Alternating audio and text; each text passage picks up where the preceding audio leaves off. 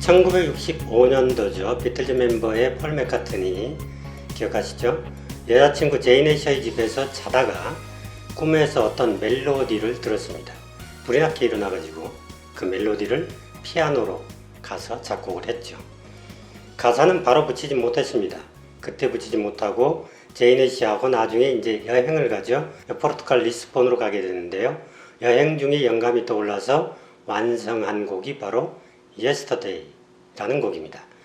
링고 스타, 조지 해리슨, 존 레논 그리고 폴 맥카트니 이렇게 4인조 영국 출신 그룹이죠.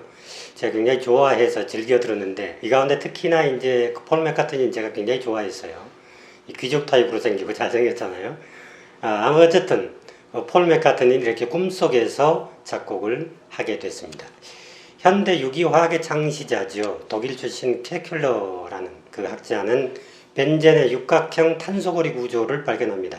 탄소 6개를 안정적으로 배열을 해서 수소 6개를 이렇게 붙이는 방법, 이거를 좀 생각하려고 했던 거죠. 근데 어느 날 자다가 벽난로 옆에서 졸다가 꿈에서 아이디어를 얻습니다. 꿈속에서 동그랗게 이게 몸을 말고 있는 뱀이 나타나죠. 그래서 잠에서 깬 케큘러는 꿈속에서 나타난 뱀의 모양을 착안해가지고 고리 모양으로 서로를 잡고 있는 탄소 구조를 생각해냅니다.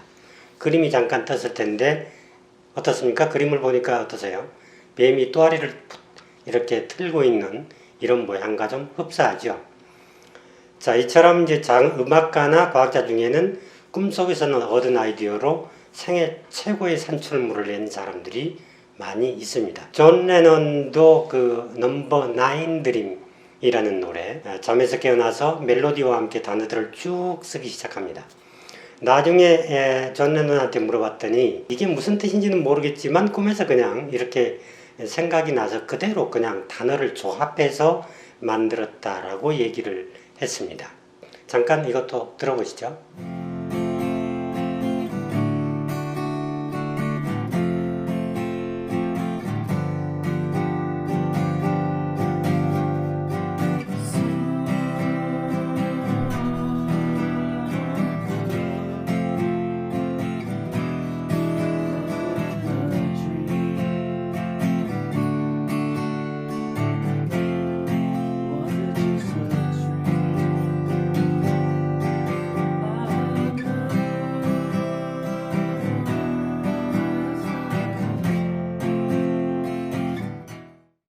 자, 그 외에도 아인슈타인의 상대성 이론, 이것도 꿈속에서 생각해낸 거죠.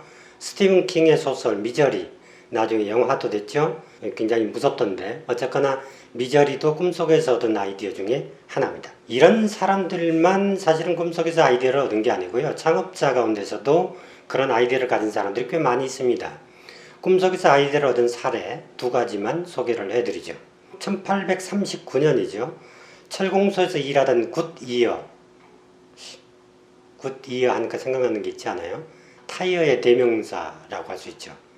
어느 날 굿이어가 고무신을 신고 자루가 고무로 된 망치, 이걸 두드리면서 일하는 게 일과였습니다. 그런데 여름이면 이제 고무가 녹아가지고 찐득찐득해지잖아요.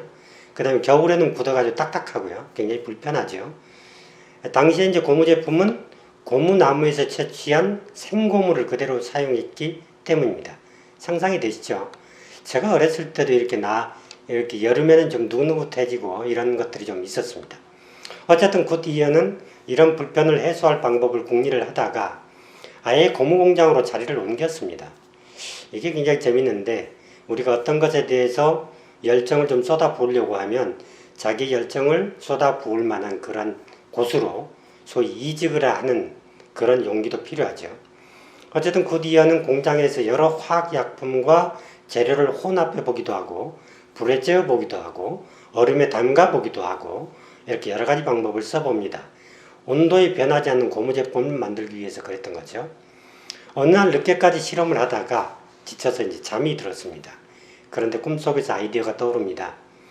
고무 조각에다가 유황가루를 섞어가지고 태양열에 오랫동안 뒀더니 신기하게도 새로운 모습의 고무로 변하는 게 아니겠습니까? 그는 그래가지고 너무도 기뻐가지고 꿈속에서 순간적으로 유레카 하면서 외치면서 꿈을 깹니다.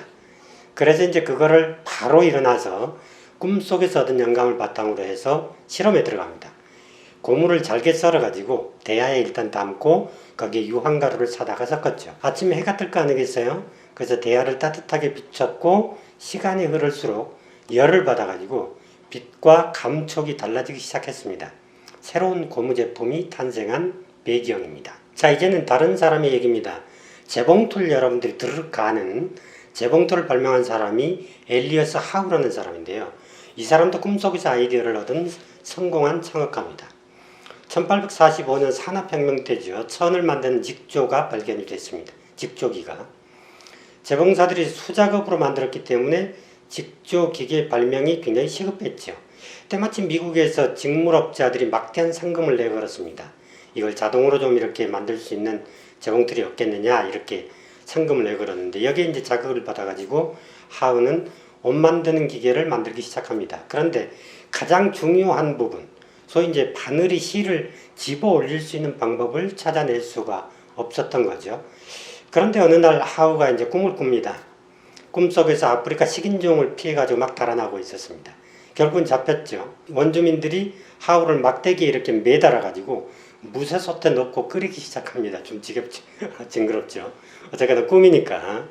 그래서 버둥거리는 하우가 이제 물속에서 그 솥 안에서 물이 부글부글 끓기 시작할 때쯤에 손을 묶은 끈이 느슨해진다는 것을 알게 됐어요. 솥 가장자리를 이제 잡고서 느슨해지는 걸 풀고 잡고 뜨거운 물 밖으로 이렇게 끌어 올릴 때마다 원주민들이 아무래도 이제 솥에서 나오려고 하니까 창으로 해서 자꾸 쑤셔 넣을 거 아니겠어요. 하우를 물속으로 자꾸 집어 넣습니다. 소위 악몽을 꾸고 바로 잠에서 깼죠. 그때 느낌이 왔습니다. 아, 창끝마다 구멍이 나 있다니 그거 참 이상하구나. 끝에 구멍이라. 맞아, 그거야. 그래서 손으로 할 때는 뭉툭한 끝부분에 바늘구멍이 있는 게 편할지 모르지만 기계로 만들 때는 뾰족한 끝에 바늘구멍이 있어야 이게 편한데 바로 그걸 놓친 겁니다. 그래서 이 부분을 해결하고 나니까 바늘이 옷감을 뚫고 실을 아래로 가져가서 두 번째 실을 가지고 끌어올리는 거죠. 상상하면서 들으시면 굉장히 재밌을 텐데 다시 끌어올리는 그 기어 시스템을 만드는 일, 이게 꿈속에서 해결된 문제입니다. 말씀드린 사례들은 이제 간절하면 꿈이 이루어진다 라는 사실을 일깨워줍니다. 이 생리학적으로 보면요, 잠자는 동안 우리의 의식은 사라진다고 그래요. 하지만 뇌 혈류량이라든지 산소 소모량은 깨어있을 때에 비해서 크게 저하되지 않는다고 합니다. 뇌는 잠을 자고 있을 때도 적당하게 활동한다 이런 뜻이 되겠습니다.